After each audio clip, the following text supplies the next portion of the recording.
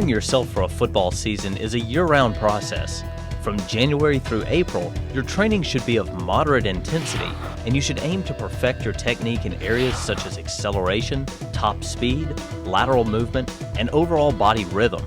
This can be accomplished by focusing on an individual Speed City product for 3 to 4 weeks and then switching to a new product for 3 to 4 weeks. When you hit the months of May and June, it's time to kick your training into high gear. This is when you use Speed City's Sack Attack training routine. This 3-day-a-week, 6-week routine will be the most intense training cycle of the entire year and will address every skill you need to succeed as a football player. The final 4 weeks leading up to fall camp is when you should use the game speed training routine.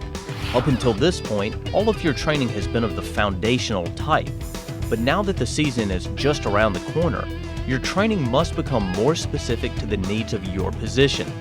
This routine will take your raw movement skills and polish them for the season. Game Speed is designed as a 3-day-a-week routine and places 3 movements specific to your position on each of the workout days. With each position-specific motion you train, you will perform the motion using hand weights for upper body speed, the Viper for total body assistance, and the buckshot belt for total body resistance. During your workouts, you will perform each of your position-specific motions to the right side of the ball. You will perform each of your 3 motions for that day with the hand weights first. Once you have performed 1 rep on each of the motions, your partner will then perform his repetitions in the same way. After your partner has finished his reps with the hand weights, you will then go through each of the motions again using the Viper. Your partner will then perform his repetitions using the Viper. You will then go through each of the motions a 3rd time using the buckshot belt, and then your partner will perform each of his repetitions. Finally, you will perform each of the position-specific motions a 4th and final time moving free, utilizing no training equipment. You will repeat this entire progression lined up to the left side of the ball. The amount of rest you take between each of your repetitions is extremely important. In the first week of training, you should take no more than 45 seconds rest between each rep. During the second week, you should decrease that time to 35 seconds, then down to 25 seconds in week 3 and 15 seconds in week 4. Upon completing this routine, your body should be perfectly conditioned for the pace of a football game. The Game Speed training routine utilizes Speed City's hand weights, Viper, and buckshot belt items. Before beginning your training, it is important to understand how to properly use each item and to understand why you are using each item. Hand weights are used to resist your upper body when you sprint. Because much of your speed is generated by the backwards thrust of your elbows, it is critical that you develop this skill. When you sprint with the hand weights, your upper body fights through the resistance to stay in rhythm with your lower body, which is moving freely. When you drop the hand weights, your upper body immediately speeds up and your lower body is forced to fire faster to keep pace. When dropping the hand weights, you should simply open your hands and let the weights naturally fall out. Do not disrupt your upper body motion by throwing the hand weights at the ground. Also, after you have dropped the hand weights, focus on completing the rest of your sprint. It is the contrast element of running with the weights and then running without the weights that is important, so failure to complete the entire sprint defeats the purpose of this drill. The buckshot belt is designed to place weight at your center of gravity and is used to resist your entire body as you move. Because all of the motions you are training are fast, a relatively light belt should be used so your movements are not overly resisted. As you sprint with the buckshot belt, its additional weight forces you to generate more power to propel yourself forward and requires you to use more balance and body control as you change direction. By learning to perfectly perform while wearing the buckshot belt, your movements without it will feel especially quick, explosive, and razor sharp. The third item you will use is the Viper. The Viper includes a padded waist belt and an 8-foot flexicord. The pull of the flexicord is used to assist you through motions at speeds faster than you are capable of achieving otherwise. This assistance teaches your body to perform at higher than normal speeds, and conditions your mind to expect higher speeds when you move without the aid of the Viper. The Viper is an outstanding training aid, but it is also one that requires athletes and coaches to practice certain safety precautions at all times. First, under no circumstances is the Viper designed for horseplay. Many of the drills conducted with the Viper involve stretching the 8-foot flexicord. The tension that is placed on the Viper's flexicord is capable of numerous unique training benefits, but it is also capable of causing injury if misused. Coaches and athletes using the Viper must understand that they are engaged in serious training and not casual play. Second, the Viper's flexicord is 8 feet long and is designed to be stretched to a maximum distance of 20 feet.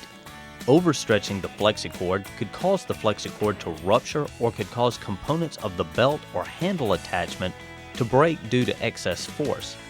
To avoid unintentional overstretching, cones marking the maximum stretch limit should be used at all times. It should be noted that some Viper drills cover more than 20 feet, but in such circumstances, the anchor athlete is moving with the athlete being trained so that separation is never more than 20 feet. The Viper's flexicord is designed to be attached to the padded Viper waist belt and/or the Viper handle strap. No other devices should be used to secure either end of the flexicord. When attaching the flexicord to the waist belt, only one end of the flexicord should be attached to any of the individual metal rings at one time. Both ends of the flexicord may be secured to separate metal rings at the same time, but not to the same metal ring at one time. Athletes and coaches should inspect the attachment points on the waist belt before each use for signs of wear or damage. If either is discovered, the belt should not be used. When only one end of the flexicord is attached to the Viper's waist belt, the other end must be secured to the Viper's attachment handle. This handle may be wrapped around a sturdy stationary object like a goalpost, worn around the waist of a second athlete, or held in the hand of a second athlete. When this third method is used, the athlete should insert his or her hand through the handle's loop and then firmly grasp the strap. Athletes wearing the Viper's waist belt must be conscious of how they connect the front buckle. The male end of the buckle should be inserted straight into the female end so that both teeth on the male end click into place. If the athlete does not connect the buckle properly, only one of the teeth will click into place and may cause the buckle to come unfastened during use. Finally, like all Speed City products, the Viper comes with a 1-year warranty. However, proper care may extend the useful life of the product. It is recommended that the entire Viper product be cleaned free of all dirt and debris after each workout and stored in a climate-controlled environment away from harsh sunlight. Following these simple guidelines will help ensure that you get the most out of training with your new Viper from Speed City.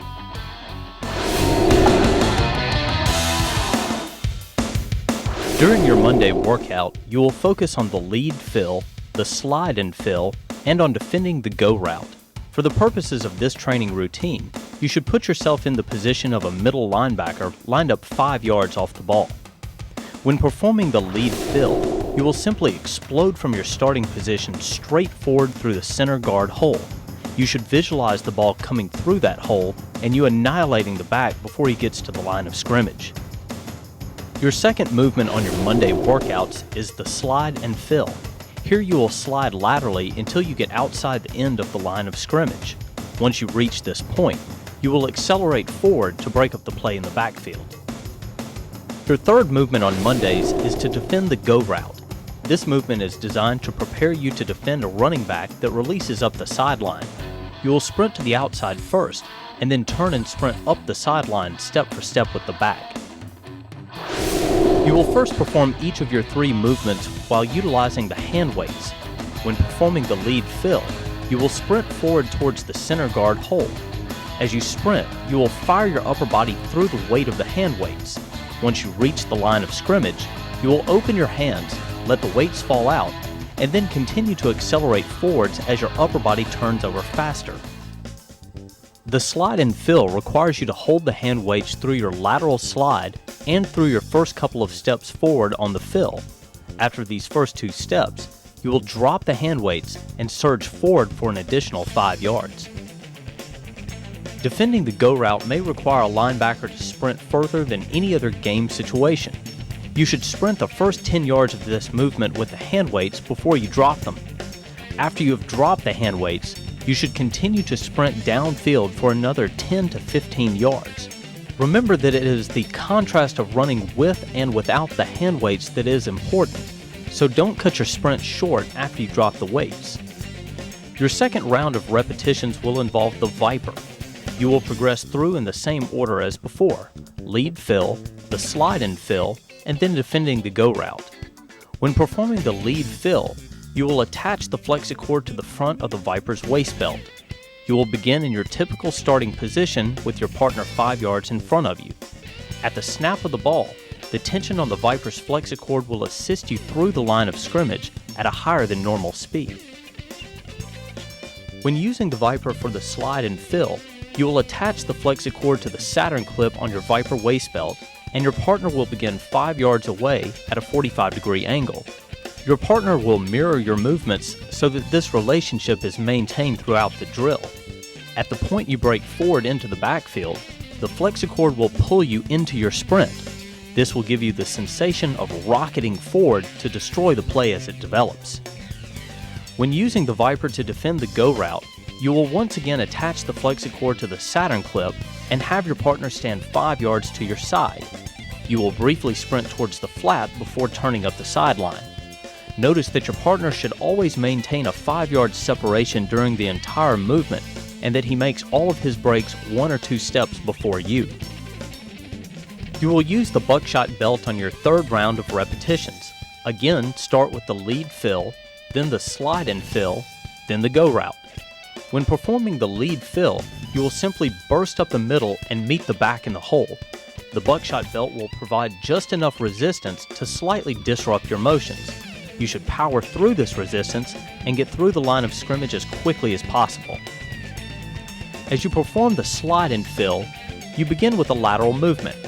At the end of the lateral slide, you then have to transition into a linear sprint. This transition is tricky because you have to redirect not only your own body weight, but also the additional weight of the buckshot belt. If you can train yourself to be explosive through this transition while wearing the buckshot belt, then you should be extremely effective when you have to do it in a game. Defending the go route with the buckshot belt is just as simple as the last 2 motions. Again, you will simply go through the familiar motion of defending a go route at full speed. Remember that the idea behind the buckshot belt is to force your body to perfectly perform under conditions that are slightly different and more difficult than normal. This technique is especially effective when using it immediately following resisted repetitions with the hand weights and assisted repetitions with the Viper, as you are doing in this routine. As indicated on your workout, once you have completed repetitions of each movement using the hand weights, Viper, and buckshot belt, you will then perform each of the movements for that day free. Performing the motions free will allow your body to switch back to normal conditions where no equipment is being utilized. Remember, after you have performed the entire progression for these 3 motions, you will then repeat the progression to the opposite side of the ball.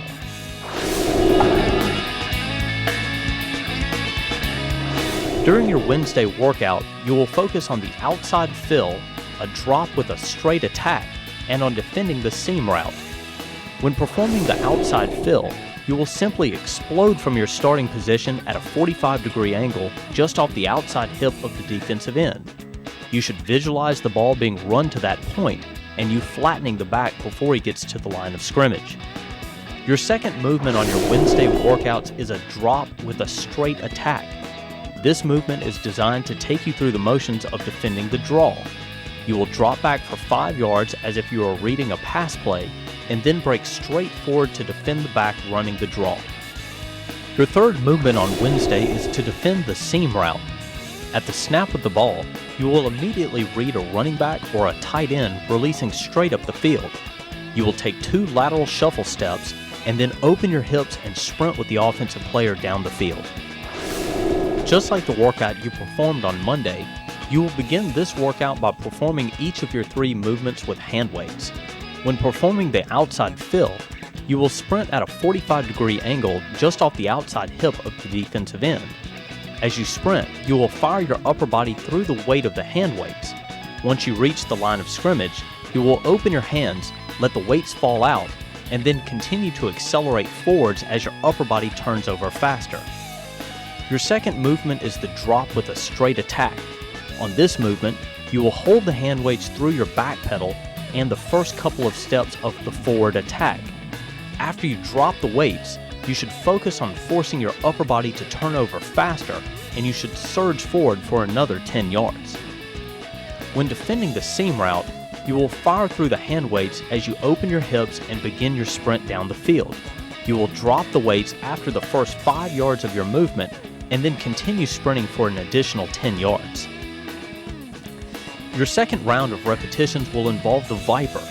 You will progress through in the same order as before: the outside fill, the drop with a straight attack, and then defending the seam route. When performing the outside fill, you will attach the flexicord to the front of the Viper's waist belt. You will begin in your typical starting position with your partner 5 yards in front of you and at a 45-degree angle. At the snap of the ball, the tension on the Viper's flexicord will assist you in your sprint past the line of scrimmage. To perform the drop with a straight attack, you will attach the flexicord to the Saturn clip on your Viper waist belt, and you will have your partner stand right in front of you so the flexicord is slack. You will then backpedal for 5 yards, which will place tension on the flexicord. At the top of your backpedal, you will plant and sprint straight ahead in the direction of the line of scrimmage. As you plant to sprint forward, your partner will also begin moving in the direction of your sprint. Utilizing the Viper on the seam route begins with the flexicord attached to your outside hip and your partner positioned 5 yards away. At the snap of the ball, you will shuffle laterally for a couple of steps and then turn 180 degrees and sprint upfield to cover the seam. Remember to get your head around to locate the ball and to make the interception. You will use the buckshot belt on your third round of repetitions, beginning with the outside fill.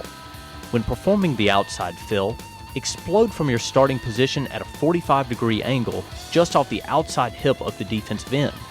The buckshot belt will provide just enough resistance to slightly disrupt your motions.